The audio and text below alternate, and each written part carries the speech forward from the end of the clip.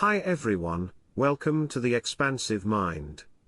Today, we're diving into one of the biggest challenges faced by James I, his financial issues. Was he to blame for overspending and extravagance? Was it Parliament's fault for withholding funds? Or was James simply dealing with a system that was broken before he even inherited it? Let's break it all down and figure out who's really at fault for the financial mess during James's reign. Setting the stage, the financial situation James I inherited. To understand James I's financial problems, we first need to look at what he inherited. When James came to the English throne in 1603, he took over a system that was already under strain. Elizabeth I had left a debt of around £400,000, a huge amount at the time, due to the costs of war with Spain and Ireland. Much of this debt was in the form of forced loans, with over £100,000 being money no one expected to be repaid. The Tudor tax system, which James inherited, hadn't been updated in decades. Subsidies, the main parliamentary tax, had declined drastically in value, from £137,000 under Elizabeth I to £72,000 by the 1620s. This was because the assessments of taxpayers were based on outdated property valuations, leading to massive underreporting. For instance, the Duke of Buckingham, one of the wealthiest men in the kingdom, was taxed on just £400. Inflation in the 16th century also meant that what funds James did receive had far less purchasing power. Elizabeth had relied on short-term fixes to manage the deficit, such as selling crown lands, which reduced future income. She had deliberately avoided addressing the underlying issues, fearing controversy. As a result, James inherited not only substantial debt but also a financial system that was fundamentally inadequate. To understand James I's financial problems, we first need to look at what he inherited. When James came to the English throne in 1603, he took over a system that was already under strain. Elizabeth I had left a debt of around £400,000, a huge amount at the time, due to the costs of war with Spain and Ireland. The Tudor tax system, which James inherited, hadn't been updated in decades. Nobles were underassessed, and taxes were based on outdated property valuations, meaning the crown's income didn't match its expenses. But it wasn't just about the money, it was also about expectations. James had been King of Scotland, where royal spending was far lower. England, however, was a wealthier and more powerful country, and James believed that his new position required a lifestyle to match. This set the stage for conflict. James's extravagance, a king who loved to spend. Now, let's talk about James himself. James wasn't exactly careful with money. He was known for his generosity, or what some might call outright extravagance. He spent lavishly on his court, hosting grand banquets, hunting trips, and extravagant masques. James also handed out gifts and pensions to his favorites, like Robert Carr and George Villiers, later the Duke of Buckingham. For example, between 1603 and 1610, he gave away over £68,000 in gifts, an enormous sum. James's spending wasn't just about luxuries. He had legitimate expenses too. He supported a queen and family, including separate households for Anne of Denmark and Prince Henry, both of whom were extravagant in their own right. James also spent heavily on significant events, such as the funerals of Elizabeth I and Prince Henry, and the weddings of his daughter Elizabeth and Buckingham. These events, combined with his love of spectacles like masks, added enormous costs. To put things into perspective, by 1606, James had added £335,000 to the crown's debts. In just 3 years of peace, he had accumulated almost as much debt as Elizabeth did during 20 years of war. This made it increasingly hard for Parliament to justify giving him more money. Adding to the problem, James's lifestyle and court behaviour, including drunkenness, gluttony, and favouritism, fueled parliamentary resentment. Parliament's role, refusing to fund the Crown Parliament, wasn't blameless in all this. They controlled taxation, and James relied on them for extra funds.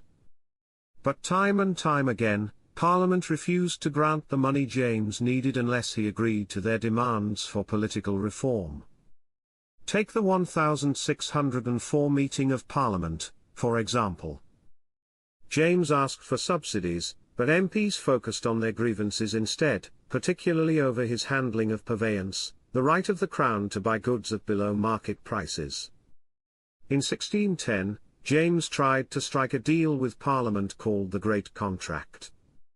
He offered to give up some of his feudal rights, like wardship and purveyance, in exchange for a guaranteed annual income of £200,000. But negotiations broke down, with Parliament refusing to commit to such a large sum. Parliament's distrust of James wasn't entirely unjustified. They felt he mismanaged funds, and they weren't keen to finance his lavish spending. However, their reluctance to reform the outdated taxation system meant James's financial problems only got worse. James's attempts to solve the financial crisis. It's not like James didn't try to fix things. He and his ministers experimented with several methods to raise revenue, but these were often deeply unpopular and rarely solved the underlying issues. One strategy was selling titles, such as baronetcies and peerages, which brought in quick cash but cheapened the value of noble titles over time. Another was increasing customs duties through a new book of rates in 1608, which accounted for nearly half of James's revenue. These impositions, extra duties on goods like currants, were deeply resented by Parliament, as they were imposed without its consent. James also experimented with collecting customs through the Great Farm of Customs, where a syndicate of merchants paid the Crown for the right to collect duties. While this brought in immediate revenue, it reduced long-term gains and increased public dissatisfaction. Fines on Roman Catholics, managing Crown lands more efficiently, and soliciting voluntary gifts or benevolences from the wealthy were other measures. The Court of Wards, which managed feudal wardships, was another source of income. However, these methods were often seen as exploitative or insufficient to address the scale of the financial problems. It's not like James didn't try to fix things. He made several attempts to increase revenue without relying on Parliament, though many of these efforts backfired. For example, he sold off Crown lands to raise money, but this was a short-term solution that reduced royal income in the long run. He also expanded the sale of monopolies, granting individuals the exclusive right to trade certain goods. This brought in money but angered both Parliament and the public because it led to higher prices and corruption. Another tactic was raising customs duties through something called impositions. These were additional taxes on imports and exports, introduced without Parliament's approval. While they brought in significant revenue, they caused outrage in Parliament, who saw them as a violation of their rights. This led to a major clash in the 1614 Adult Parliament, which dissolved without passing any new subsidies. A faulty system, the structural issues James faced. James's financial problems were deeply rooted in the system he inherited. Taxes were based on property valuations that hadn't been updated for decades, leading to widespread underpayment by the wealthy. Inflation had eroded the value of royal income, and Elizabeth I's reliance on selling Crown lands had reduced long-term revenue streams. These structural weaknesses meant that James needed more money simply to cover his expenses. Corruption compounded the issue. From tax collectors in the shires to high-ranking officials, many profited personally from the system. Thomas Sackville, James's first Lord Treasurer, earned the nickname Lord Filsack for enriching himself at the Crown's expense. The Duke of Buckingham, James's favourite, took control of royal patronage by 1620, using it to consolidate power and wealth for himself and his allies. Even Lionel Cranfield, a reform-minded Lord Treasurer, saw his income rise from £2,500 in 1614 to £28,000 by 1624, indicating he too exploited his position. Cranfield's reforms initially succeeded in reducing spending and increasing revenue, but he faced opposition from figures like Buckingham, who resisted any measures that limited their opportunities for profit. Cranfield's downfall in 1624, when he was impeached, highlighted the difficulty of reforming such an entrenched system. It wasn't just that the monarchy's income was insufficient, it was also badly managed and riddled with corruption. It's also worth pointing out that James wasn't working with a great system. The Tudor financial system he inherited was outdated and inefficient. Taxes were based on property assessments that hadn't been updated for decades, meaning wealthy landowners often paid far less than they should have. For example, Buckingham, one of the richest men in England, was taxed on just £400 of wealth.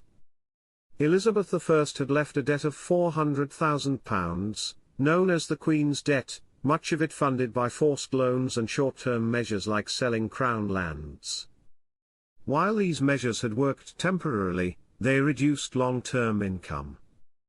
Additionally, the subsidies granted by Parliament had halved in value from £137,000 under Elizabeth to £72,000 by the 1620s. This was largely because the system relied on individuals self-assessing their wealth, leading to massive underreporting. Inflation only made matters worse, as the Crown's income failed to keep pace with rising costs. Adding to this was widespread corruption. Ministers like Thomas Sackville, nicknamed Lord Filsack, enriched themselves at the Crown's expense. The Duke of Buckingham controlled royal patronage, using it to bolster his power and wealth. Even reformers like Lionel Cranfield, who became Lord Treasurer in 1621, struggled to make lasting changes.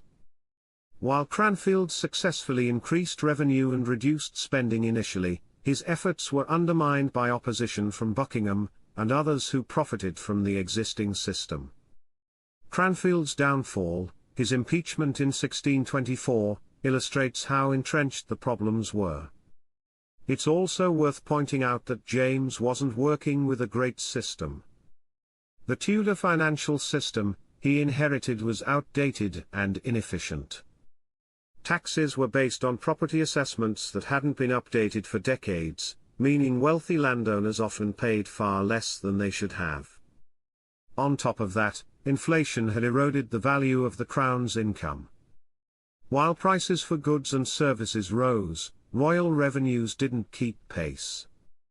This structural problem wasn't James's fault, but it made it much harder for him to balance the budget. Analysis: who was to blame for James's financial problems? So, who's really at fault here? Let's break it down. James certainly didn't help matters with his extravagance. His lavish spending and generosity drained the royal coffers and made it hard for Parliament to take his requests for money seriously. He also alienated MPs with his tendency to bypass them, using impositions and monopolies to raise funds without their approval. But Parliament also bears some responsibility. Their refusal to update the tax system or provide James with adequate funding meant the financial system remained broken. They were more interested in limiting James's power than in fixing the underlying problems. Finally, we can't ignore the structural issues James inherited.